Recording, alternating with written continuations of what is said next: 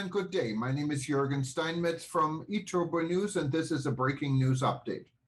For more news updates and shows, please go to youtube.com/travel news group. youtube.com/travel news group. Here's our update. The nightlife worldwide slowly makes a comeback. There is no doubt that the common denominator between countries worldwide and their take on reopening nightlife is to either show proof of vaccination, previous negative rest, or having passed COVID-19 previously. Nightlife venues worldwide are slowly starting to regain their normal activity. After almost 2 years of closure due to COVID-19, nightclubs finally reopen with limited capacity. Though club goers are getting back on the dance floors, the road to economic recovery for the industry worldwide still has a long road ahead.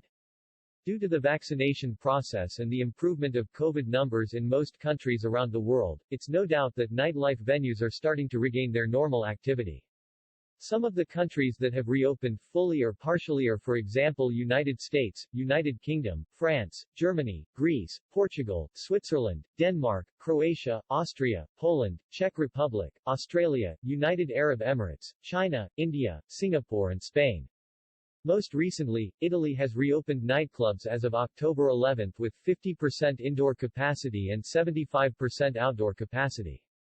Entry is subjected to showing the Green Pass as proof of double vaccination, a recent negative test, or proof of recovery, and masks are not mandatory on the dance floor.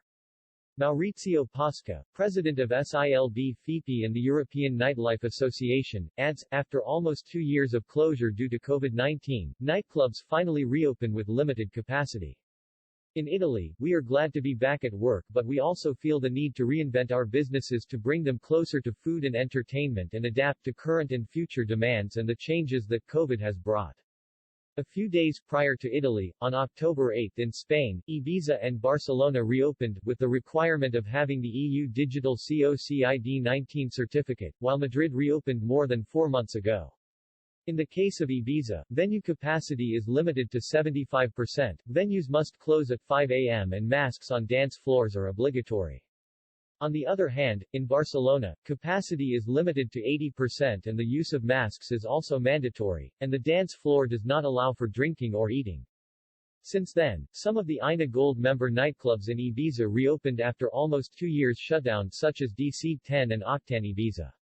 Other Gold members such as O Beach Ibiza and Ibiza Rocks have also reopened this summer during the day with specific capacity restrictions. Amnesia Ibiza will be hosting its opening and closing party on consecutive days this weekend with several world-renowned international artists confirmed. José Luis Benitez, president of the INA and manager of Ocio de Ibiza stated, "We are very happy with nightlife's reopening and are working towards a safe and enjoyable 2022 season in Ibiza. We would like to thank venues for their patience and their willingness to comply with the mandatory restrictions and would like to remind club goers that the pandemic is not over and to be responsible." In the case of Ushuaia Ibiza Beach Hotel, another Gold member of the INA, held their new and organic Palmarama experience designed to give a taste of the White Isle in a more intimate setting.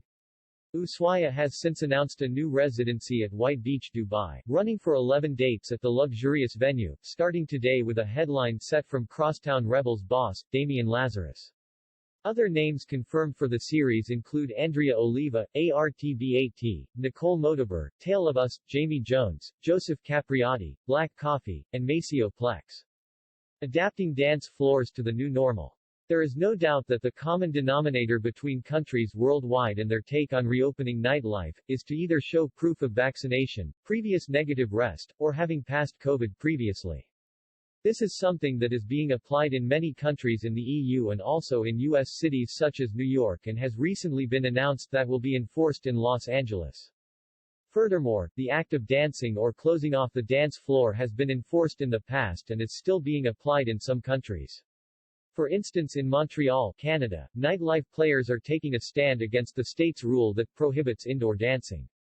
These decisions are quite hypocritical since in many places where dancing is banned there are no such measures or capacity limitations in concerts or sporting events. On the road to recovery. Though club goers are getting back on the dance floors, the road to economic recovery for the industry worldwide still has a long road ahead. The economic loss and the little aid given, if any, has caused many venues to reach very critical situations and some have had to shut down, like for instance Club Goa in Rome, Italy. Has just announced it will be closing after 26 years. The pandemic has also brought many consequences and behavioral changes in nightlife. Many countries are reporting a shortage in nightlife employees due to the fact that they have had to look for other sources of income during the long months of shutdown and insufficient economic aid. On the other hand, the Nighttime Industries Association (NTIA) has recently warned that in the UK there is a shortage of bouncers that can pose a threat to public safety. It blames the lack of security staff at venues on people quitting during the pandemic, Brexit, and lack of EU workers. This is even creating the need to close venues or cut hours due to the scarcity of security personnel. Also, the INA has detected a product shortage in regards to alcohol and refreshing drinks in Europe. This has also been blamed on the worldwide transportation issues related to the Brexit and other factors, making it impossible for distributors to get product to nightlife venues.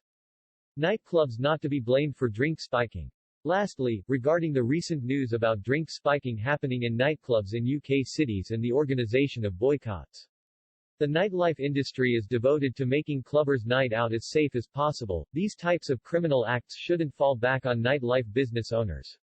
In fact, the INA has been working since 2012 on several international quality distinctions. One of the seals is precisely a safety certification named International Nightlife Safety Certified that includes a sexual harassment prevention protocol that trains all staff to detect and act in situations where there is a possible victim of sexual harassment or, in this case, someone's drink has been spiked. The INSC is one of the distinction that makes up the triple excellence in nightlife that vows for improving safety, acoustic pollution, and service quality. Now that the nightlife sector is finally reactivating, the INA is working to implement quality seals and make venues come back stronger than ever before in terms of gastronomy and nightlife. Gastro Moon.